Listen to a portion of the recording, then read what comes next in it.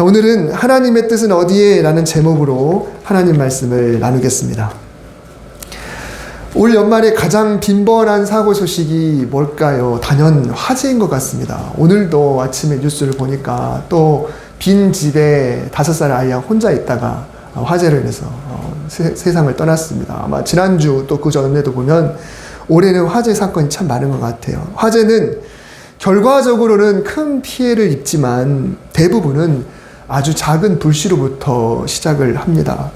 또 올여름 유난히 심했던 폭우 그리고 물난리로 평소처럼 집에 있다가 그냥 산사태를 맞기도 하고, 평소 다니던 인도였는데 물이 고여 있는데 모르고 가다가 맨홀에 빠지는 일도 있었고, 지하차도 평소에 잘 다니던 차던데 거기에 물이 고여서 그냥 그 안에서 생명을 잃은 그런 사람들도 많이 있었죠. 사람은 너무 무지합니다. 그 무지하다는 것이 당장 10초 앞도 내다볼 수가 없습니다. 아니 5초 앞도 내다볼 수 있다고 한다면 막을 수 있는 참사들이 굉장히 많을 것입니다. 우리는 멀리 10년, 20년 혹은 내년 아니면 한 달 이렇게 긴 기간은 물론이고 당장 10초 앞도 보지 못하기 때문에 늘 걱정할 수밖에 없는 존재입니다. 이제 새해를 준비하는 저와 여러분은 소망도 품겠지만은 또 마음 한구석으로는 염려가 없을 수가 없겠죠. 이럴 때 우리에게 정말 필요한 것은 앞날에 대한 하나님의 뜻, 하나님의 계획. 그냥 계획도 아니고 이왕이면 구체적인 계획이 참 필요하다라는 것입니다. 하나님의 뜻이 뭘까? 나를 향한 하나님의 구체적인 뜻은 어디 있을까? 아주 먼 옛날 고대 근동에 살고 있던 아브라함 같은 경우 이런 상황을 맞았는데요. 전혀 겪어보지 못한 한 신의 음성을 들었습니다. 왜냐하면 그 당시 아브라함이 섬기던 신은 하나님은 없었어요. 거기에는 여러 가지 우상이 있었고 또 그의 부모는 이 우상을 조각하는 그런 기술자였습니다. 오늘날 말하면 불상 만드는 사람들, 이런 사람이었기 때문에 하나님이라는 신에 대해서는 전혀 몰랐는데 어느 날 그 신이 음성을 들려주죠. 너는 너의 고향과 친척과 부모의 집을 떠나라. 그리고 내가 너에게 보여줄 땅으로 가라. 그래서 이 음성 하나만 듣고 친척들에게 떠나겠다라고 알립니다. 그런데 막상 떠나기로 하기는 했는데 어디로 가냐라는 게 문제입니다. 본문 1절 하반절에 보면은 내가 내게 보여줄 땅으로 가라 라고 이야기했습니다. 여러분, 보여줄 땅이라는 말은 이게 사실 문장이 좀 이상하죠. 내가 너에게 보여준 땅으로 가라, 내가 너에게 지시한 땅으로 가라가 아니라 앞으로 너에게 보여줄 땅으로 가라라는 이야기를 했습니다. 도대체 보여줄 땅이 뭔가? 히브리서 11장 8절에 의하면 아브라함은 하나님께 부르심을 받을 때 어디로 가야 할지를 알지 못한 채 출발했다라고 기록하고 있습니다.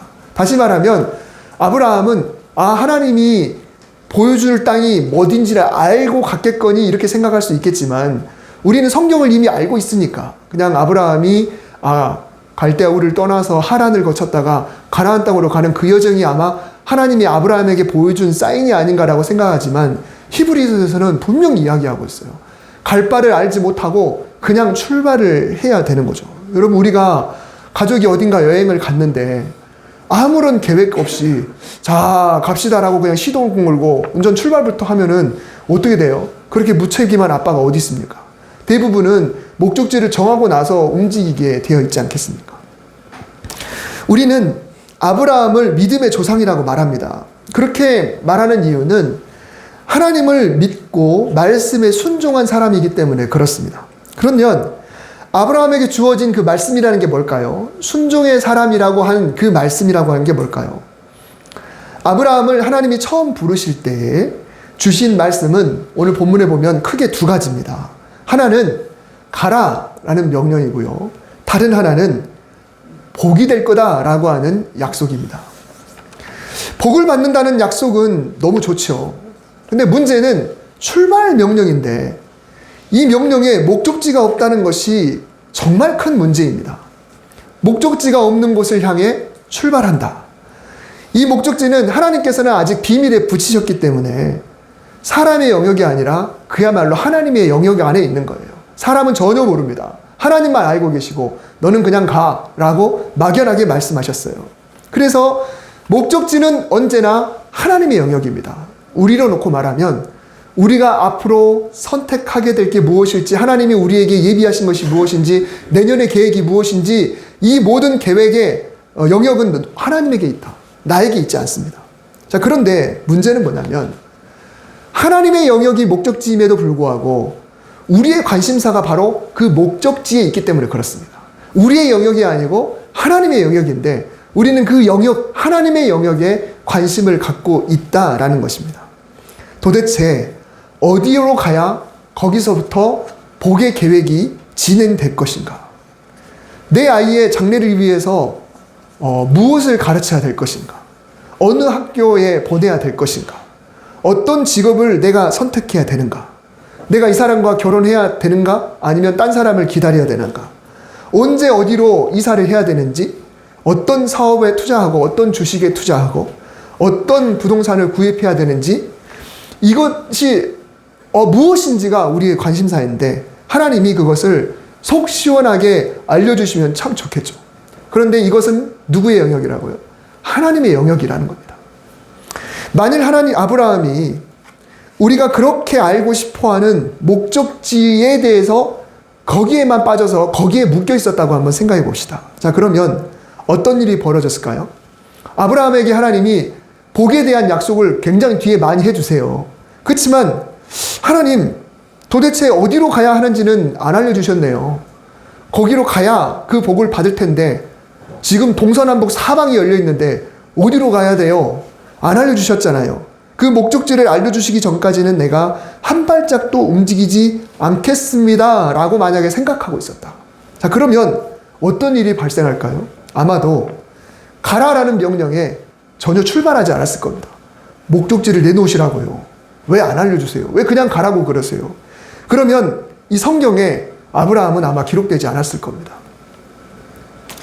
언젠가 한번 말씀드렸던 기억이 나는데요. 우리가 좋아하는 주님 말씀하시면 이라는 찬양이 있습니다. 이 찬양은 가사가 너무 은혜롭고 우리에게 명가를 선택하고 결단할 때 어떻게 해야 되는지를 생각하게 하죠. 주님 말씀하시면 내가 나아가리다. 주님 뜻이 아니면 내가 멈춰서리다.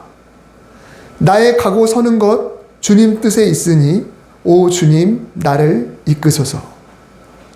하나님의 뜻을 향해서 전적으로 순종하겠다라고 하는 그런 아름다운 마음이 이 가사에 포함이 되어 있습니다. 저도 엄청나게 많이 불렀어요. 한국 아마 기독교인들이 이 곡을 정말 많이 사랑하면서 불렀을 겁니다. 말씀하시면 나아가고 뜻이 아니면 멈춰 서겠다고 했습니다. 가고 서는 것이 주님의 뜻에 있다고 했습니다.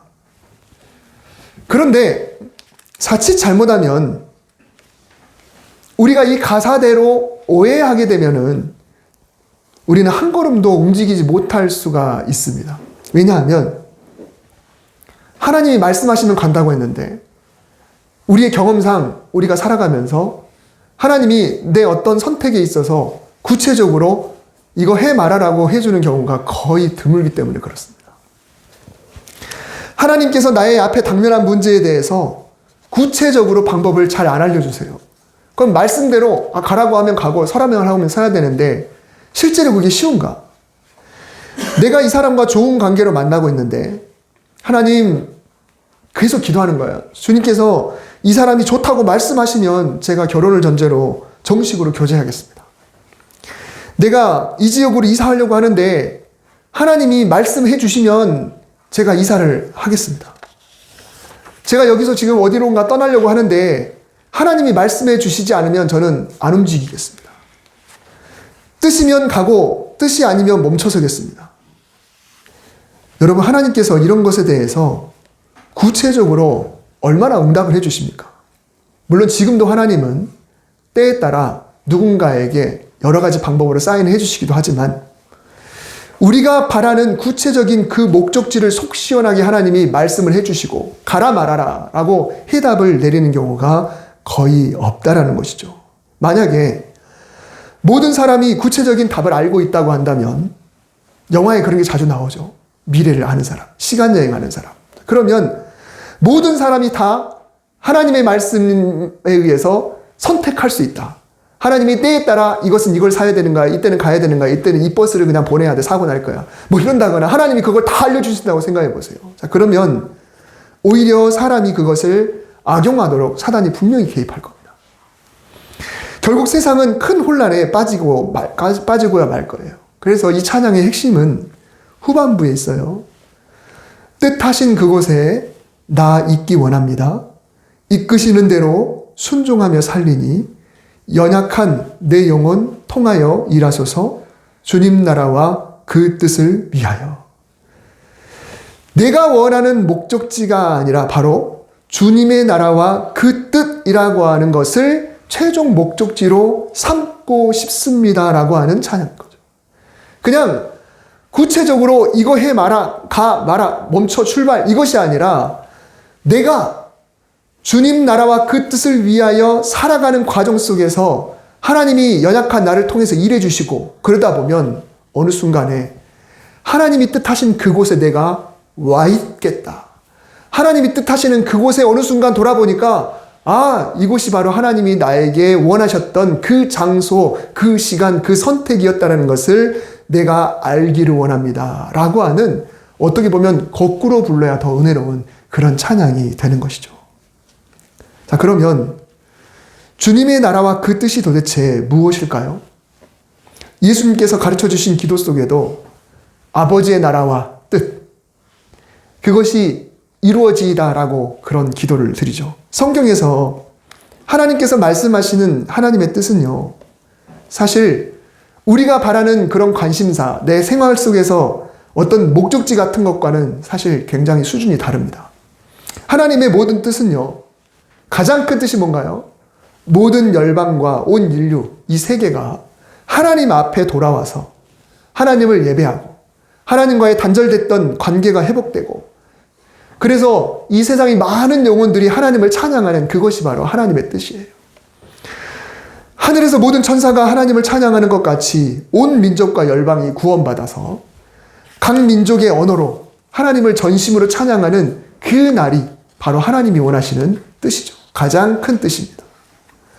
그래서 우리의 관심사가 어떤 구체적인 목적지라고 한다면 하나님의 관심사는 뭐냐면 나아가는 것입니다. 무엇을 향해서요?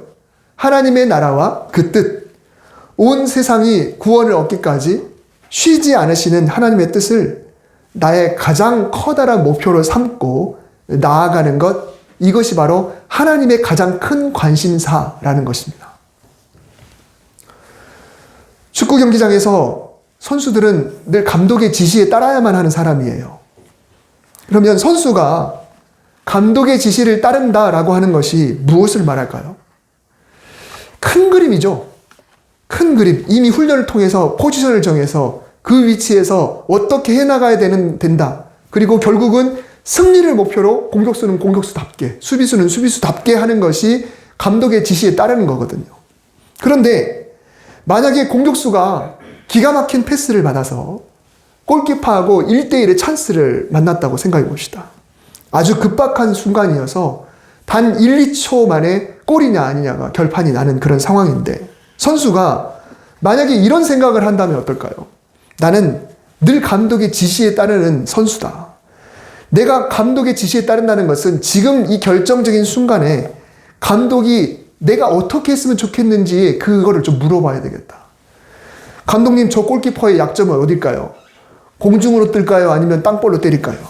바로 슛을 날릴까요? 아니면 한번 페인트를 써서 안전하게 골을 넣을까요? 그리고 오른발로 할까요? 왼발로 할까요? 아니면 헤딩을 할까요? 아니면 뒤에 따라오는 선수에게 양보할까요? 감독에게 찾아가서 구체적으로 그것을 물어보는 선수는 아무도 없을 것입니다. 선수는 감독에게 이런 것을 물어보지 않습니다. 선수는 전술과 전략이라는 보다 큰 그림에 따라 그저 승리를 위해서 감독이 원하는 포지션에서 거의 반사적으로 무의식적으로 움직여야 되는 거죠. 그게 곧 감독의 지시대로 하는 것입니다. 우리가 하나님의 뜻대로 산다라고 하는 것도 사실 그런 거죠. 아브라함에게 하나님이 주셨던 뜻이 뭘까요? 2절에 보면 큰 민족을 이루는 것, 이름을 창대하게 하는 것, 그리고 아브라함 자체가 땅의 모든 족속에게 복의 근원이 되는 것입니다. 물론 여기에는 아브라함의 개인을 놓고 볼 때 개인적인 복이기도 해요. 후손이 번창하고 하나님의 그 민족이 되고 그리고 아브라함이 복의 근원이 되는 것. 얼마나 멋집니까? 그런데 정말 큰 복은 뭐냐면 아브라함을 근거로 온 땅이 복을 받는 그 복의 의미가 그냥 단순히 그 가문의 복을 말하는 것이 아니라 그 후손 중에 예수 그리스도께서 태어나셔서 그리고 예수 그리스도를 통하여서 온 인류가 구원받게 되는 그 복이 가장 큰 복이거든요. 그래서 아브라함은 그 말씀을 근거로 해서 움직이는 거예요. 복의 근원이 된다는 것이 도대체 무엇인가라고 하는 것. 생전 듣도 보도 못한 음성을 들으면서 자기들이 전혀 알지 못하던 변방에 있는 그 잘 모르는 그런 하나님이라는 신의 음성을 듣고 움직이기 시작하는 겁니다. 우리가 하나님 말씀에 순종한다고 할 때 가장 중요한 것은 바로 거기에 있습니다. 내 재산을 얼마나 늘리는가? 얼마나 좋은 대학이나 직장에 들어가는가? 내가 누구와 결혼하는가? 이런 것도 중요하지만 내 가치관의 중심에 온전한 예배자가 되려는 갈망, 그리고 영혼 구원에 대한 열정, 예수 그리스도의 십자가를 내가 어떻게 전하고 나타낼 것인가? 저들도 하나님을 찬양하는 백성이 되었으면 좋겠다. 그 생각이 나를 사로잡는 것, 이것이 가장 중요한 거죠. 그것이 바로 하나님 말씀에 순종하는 기본이 되는 것입니다. 여러분, 두 가지 방법 중에 무엇이 더 쉬울까요? 1번, 인생사에서 일일이 구체적인 목적지, 극히 나의 개인사에 대한 구체적인 하나님의 계획을 알면 그대로 움직이겠다. 2번, 구체적인 방법은 잘 모르지만 보다 큰 목적을 절대로 잊지 않으면서 자유롭게 평소대로 살아가겠다. 여러분, 무엇이 더 쉽습니까? 하나님이 구체적으로 알려주시면 살아가는 게 더 쉬울 것 같지만 하나님은 그렇게 일하시지 않기 때문에 그게 쉬울 것 같지만 그게 훨씬 어렵습니다. 그러나 보다 큰 목적, 하나님의 뜻, 그 나라와 그 뜻을 아는 상태에서 내가 하루하루 평소대로 성실하게 살아가는 것이 사실은 훨씬 더 쉽습니다. 대학 다닐 때 인천의 한 교회에서 야간 아르바이트를 했던 적이 있어요. 근데 이제 그 아르바이트를 제가 어떻게 하냐면 저녁 7시에 출근을 합니다. 그러면 이제 교육자들이 빠져나가요. 그러면 저 혼자 남아 있습니다. 문 단속하고 교회 돌아보고, 교회가 제법 컸어요. 지하 1층부터 지상 3층까지 있었던 교회인데, 그러면 본당이 지하에 있으니까 제습기가 한 7, 8대 돌아가는데 그거를 때에 맞춰 물 다 비워야 되고요. 그리고 새벽에 방송실에 들어가고 다음날 8시에 퇴근을, 문을 이제 사무실을 좀 걸레질하고 그리고 퇴근을 합니다. 그러면 그 역할을 제가 이렇게 하다가 그 목사님이 저를 좋게 봐주셔가지고 저를 교육전도사로 그렇게 청빙을 해주셨어요. 그래서 제 역할을 이제 다른 분이 하게 됐는데 조금 나이가 조금 있는 분이 오셨어요. 근데 그분이 결혼을 이제 앞두게 됐어요. 근데 심각하게 이런 이야기를 했습니다. 나는 앞으로 결혼을 하게 되면 아이를 바로 갖지 않고 하나님께 물어보겠다. 내가 낳을 아이가 하나님 장차 구원받을 아이인지 아닌지 미리 알려주세요. 만약에 구원받을 아이라는 대답을 해주시면 낳을 것이고 만약에 그렇지 않으면 제가 낳지 않겠습니다. 뭐하러 지옥 갈 사람 뭐 낳겠습니까? 이런 이야기를 했습니다. 여러분, 이분의 믿음에 대해서 어떻게 생각합니까? 하나님이 말씀을 해주시면 하겠고 말씀을 안 해주시면 안 낳겠다. 자, 그러면 이것이야말로 진짜 말씀을 중심으로 한 정말 훌륭한 신앙인이라고 생각할 수 있을까요? 하나님의 구체적인 음성을 듣고 움직이겠다라고 한다면 우리는 아마 고등학교 지원도 못할 겁니다. 대학 원서도 못 낼 거고요. 사랑하는 사람에게 청혼하지도 못할 것입니다. 직장도 못 갈 거예요. 이사도 못 할 겁니다. 심지어 어떤 물건 하나 사는 데 있어서도 주저하게 될 겁니다. 여러분, 혹시 하나님께 그런 음성을 듣고 고등학교 갔고 대학교 들어갔고 결혼하고 또 취직하고 또 이사하고 그랬습니까? 아브라함은 그저 온 인류를 향한 구원을 품고 가라라고 하는 명령에 순종하여 목적지 없이 출발했습니다. 그 목적지라고 하는 것은 장소에 대한 거예요. 그렇지만 목적지는 없지만 목적은 있습니다. 장차 온 인류를 통한 구원을 위해 내가 움직이겠다. 간다라는 것은 무엇을 말합니까? 아브라함은 여전히 가장이고 가족과 가축을 먹여 살리기 위해서 풀과 물이 있는 곳으로 이끌고 다녀야 했습니다. 혼자 다니지 않았어요. 종들도 있었고 그리고 가축도 있었고 조카도 있었고. 이거는 오늘날 우리에게 무엇을 말하냐면 학생으로서 그냥 공부하는 거예요. 교사는 가르치고 부모로서 자녀를 돌보고 연인을 사랑하고 자녀는 부모님께 효도하고 직장에서 열심히 일하고 돈 벌고 교회에서도 맡은 직분에 충실하고 그렇게 살아가는 거예요. 그렇게 살아가는데 그 전과 후에 다른 점은 뭐냐면 아브라함이 평소에도 그렇게 살았지만 이제는 하나님의 음성을 듣고 보다 큰 목적을 향하여 살아가는 그 자세 자체가 바뀌었다는 거죠. 자신의 축복과 가정과 가문과 나라와 모든 족속에게 복을 끼치는 자가 되기 위해 그런 비전을 품고 움직이는 그러나 똑같은 삶을 사는 사람이라는 겁니다. 그렇게 이동을 했어요. 그랬더니 어느 장소에 도달을 했습니다. 그랬는데 기가 막히게도 그곳이 하나님이 아브라함에게 주기로 작정하셨던 땅이 된 겁니다. 뜻하신 그곳에 내가 있어버리는 그런 놀라운 일이 일어나게 된 것이죠. 비전에 사로잡힌 내가 선택한 학교, 그리고 비전에 사로잡힌 내가 선택한 배우자, 직장, 일터, 주택, 그리고 내가 만난 그 사람들은 하나님이 개입하셨고 하나님이 주기를 원하셨던 그런 놀라운 것들이었음을 아브라함이 고백하게 되었을 것입니다.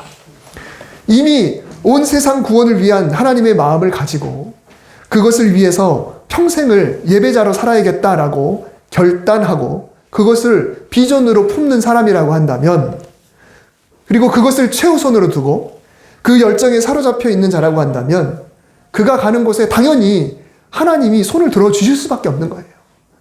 그러니까 하나님이 애초에 그냥 너에게 예비한 곳이 거기야 라기보다는 하나님의 비전에 사로잡혀서 살아가는 사람이 선택하는 곳에 하나님이 당연히 손을 들어주실 수밖에 없다라는 거예요. 네가 내 말을 붙잡고 그렇게 살아간다고 한다면 네가 가는 곳마다 내가 함께하마 라고 하는 것이죠. 그것이 바로 하나님의 놀라운 은혜가 되는 것입니다. 저는 이사를 많이 다녔습니다. 초등학교 때 3번, 중학교 때 1번, 고등학교 때 2번, 그리고 결혼하고 지금까지 6번.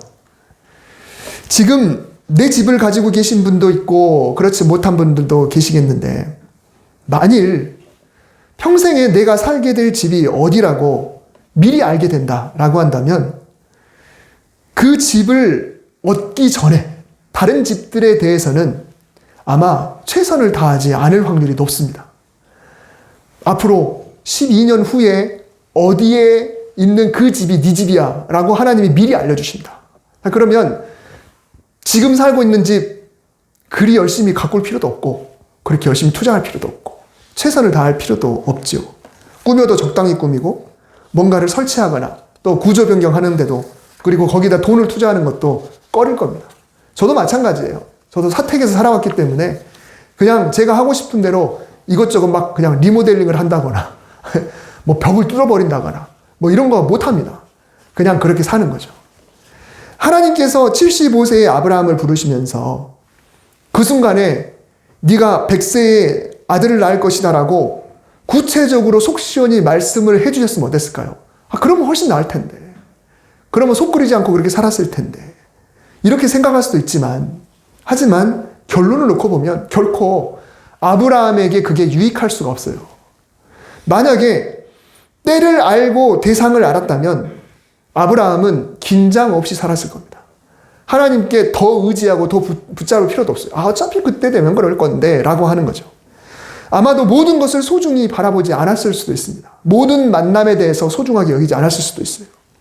100세가 되기 전까지 누구를 만나든 무슨 일이 일어나든 결국은 그 전까지는 하나님 뜻과는 상관없어. 어차피 그때 가서 그게 하나님의 뜻이야 라고 생각하면 그 나머지 25전이 아브라함에게 굉장히 뭐랄까요, 흐지부지 되거나 집중하지 않거나 최선을 다하지 않는 그런 삶이 될 수가 있다는 것입니다.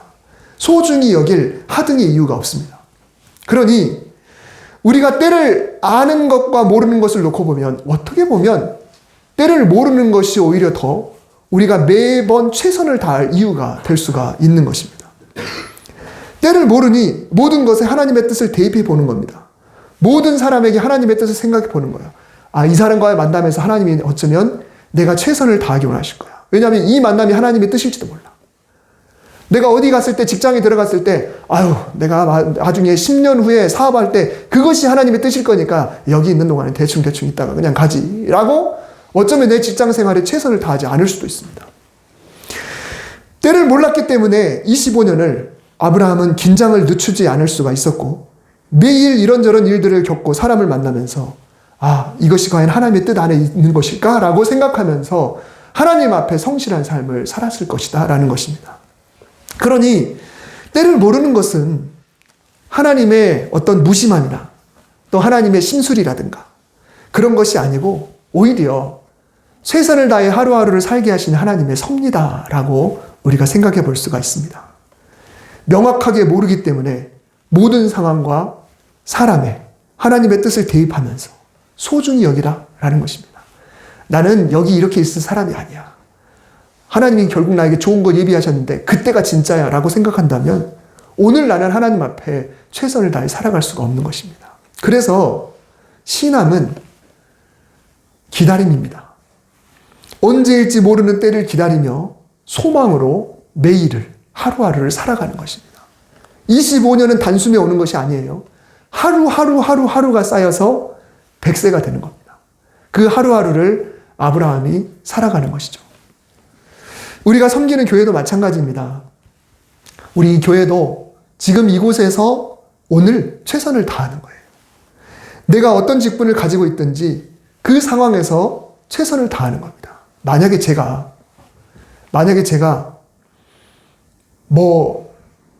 이 교회가 내가 있을 곳이 아니야 라고 제가 맘먹는다고 생각해 보세요. 만약에 내가 여기 있을 사람이 아닌데 하나님이 나에게 예비하신 곳은 뭔가 좀 큰 교회, 안정된 교회, 재정도 빵빵하고 명예도 있고 이런 교회일 거야. 내가 여기 있을 사람이 아니야 라고 제가 생각해 본다고. 하나님의 뜻은 거기 있을 거야 라고 한번 생각해 본다고 해보세요. 그러면 저는 여기서 최선을 다하지 않을 겁니다. 대충 그저 이렇게 살아가겠죠. 그러나 하나님의 뜻이 어디에 있는지 모르기 때문에 만약에 하나님의 뜻이 여기에서 제가 평생을 묻는 것이다 라고 한다면 저는 그 뜻에 부합되게 살 수밖에 없는 거잖아요. 모르기 때문에 최선을 다하는 거죠. 내가 만나는 모든 성도에게 우리 모두가 서로에게 최선을 다해야 되고요.